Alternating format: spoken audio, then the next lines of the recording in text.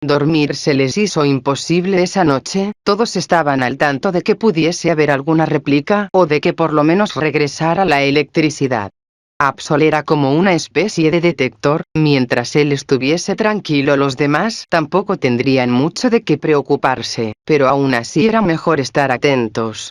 Los únicos que pudieron conciliar el sueño fueron Sangus al estar tan cansada luego de ayudar en el centro comercial, y el Zorua que Sara había encontrado y que no se despegaba de ella. Algunas personas más fueron llegando a medida que avanzaba la noche, también uno que otro Pokémon callejero, todos buscando un lugar seguro o al menos refugiarse de la lluvia.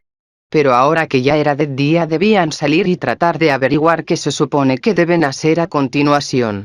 El escenario con el que se encontraron apenas pusieron un pie en la calle no pudo ser más lúgubre, con el cielo opaco y la devastación causada por el terremoto. Podía verse gente en la calle, no mucha, pero todo estaba tan callado que llegaba a ser incómodo. Sara intentaba consolar a Zorua prometiéndole que encontraría a su entrenador, pero en cuanto el Pokémon escuchó eso empezó a negar con la cabeza agitado. ¿No tienes entrenador? Esta vez Zorua asintió. Entonces, ¿qué hace en Hoenn? Su especie no habita esta región. Los Zorua y Zoroark viven en manadas, sin embargo puede ocurrir que por diversas razones algún miembro sea expulsado. Si es un Zoroark, las crías que tenga también son expulsadas. Seguramente este Zorua y su madre fueron echadas de su manada. Pero eso no explica cómo llegaron hasta aquí, tendrían que haber cruzado el océano. No tengo todas las respuestas. Es posible que su madre esté por aquí, espero. No te preocupes, te ayudaré a encontrarla.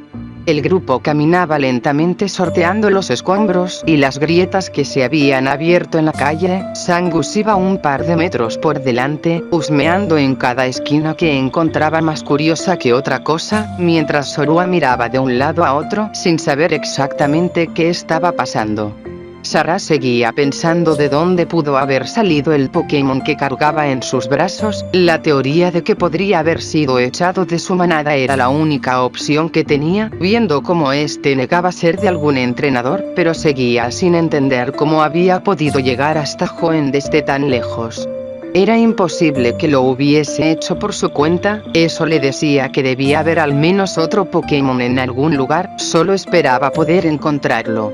Sara estaba tan distraída pensando en el pobre Zorua que no notó la zanja que tenía más adelante y ambos casi caen de no ser porque Absol logró sujetarla de su pantalón. La calle delante de ellos literalmente se había partido en dos y la mitad que tenían enfrente se había hundido al menos 3 metros. Esa caída habría bastado para lastimarla de forma severa. Mientras pensaban si dar la vuelta y buscar otro camino o intentar bajar, un Pokémon alado surcó el aire a poca altura y dejó caer tras de sí un papel doblado que caería a unos metros de ellos. Sangus fue a recogerlo y se lo entregó a Alex, mientras el Pokémon alado seguía su camino. Este era un folleto turístico que incluía un mapa del centro de Malvalona, y sobre el cual estaba marcada a lápiz una ruta que llevaba hacia el norte y en donde se resaltaba la palabra evacuación, también escrita a lápiz. Algún bombero o policía había pasado toda la noche trabajando en esto, gastando bolígrafos uno tras otro y enviando Pokémon para repartirlos a quien encontrase. Un método rudimentario pero efectivo ante la falta de energía. Siguieron la ruta marcada regresando por donde vinieron, pasando por la tienda y siguiendo varias calles, hasta llegar a una avenida colapsada de automóviles abandonados.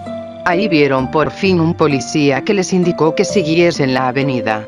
Hicieron caso y continuaron caminando, siguiendo a las demás personas que iban en la misma dirección. Sara recordó esta avenida como la ruta que tomó el autobús cuando llegó a la región hace apenas un año, por lo que dedujo que se dirigían hacia la estación de autobuses para evacuarlos, y así fue. Tras unos 15 o 20 minutos de caminata llegaron hasta la estación, en donde había una flota de autobuses siendo cargados de gente para partir rumbo al norte de Hoenn.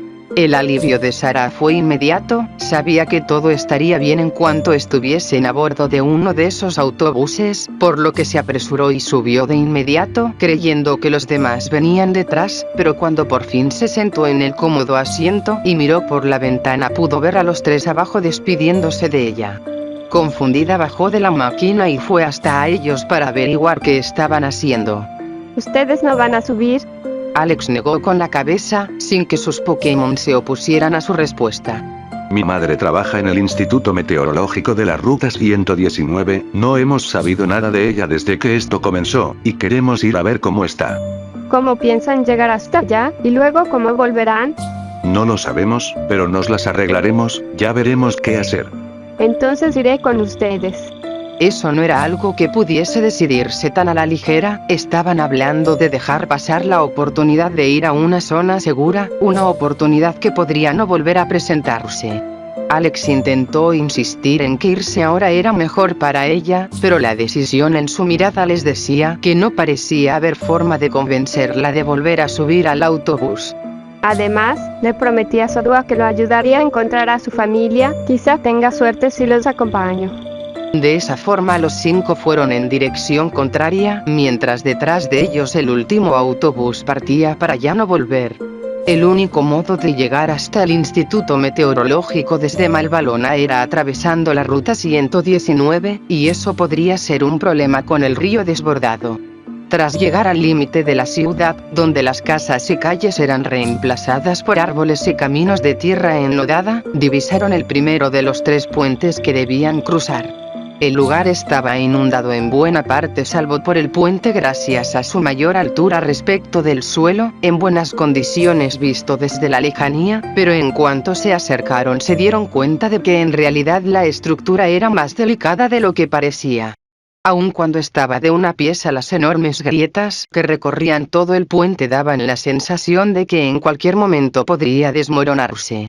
En cuanto Sangus asomó la vista por el borde y vio el violento caudal del río golpeando los soportes del puente, corrió asustada hasta los brazos de Alex. Pese a que el puente tenía varios metros de anchura, los invadía la sensación de estar caminando por una cuerda floja.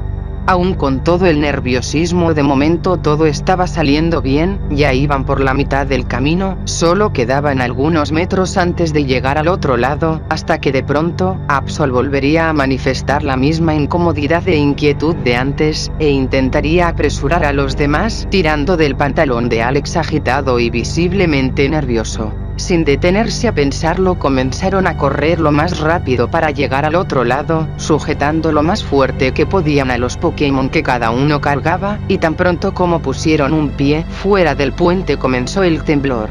De magnitud menor que el terremoto de ayer sin duda, pero aún así con la fuerza suficiente como para hacer ceder la estructura del maltrecho puente.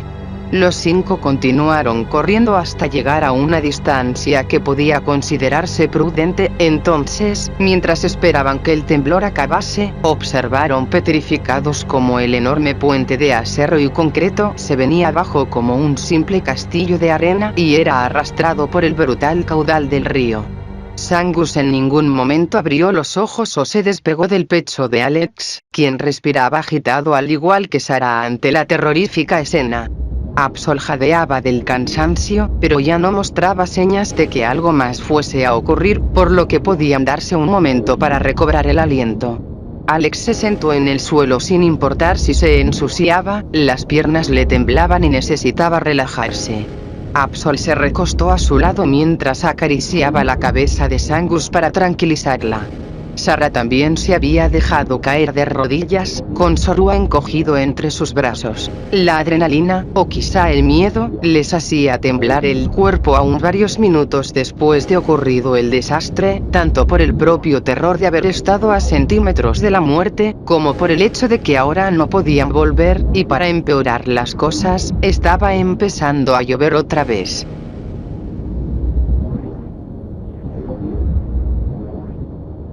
Señor, ya llegan los primeros informes de daños.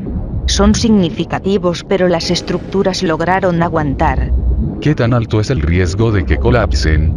por lo que indican los informes, más alto en unos que en otros, pero creemos que pueden aguantar siempre y cuando no haya otro sismo de intensidad similar.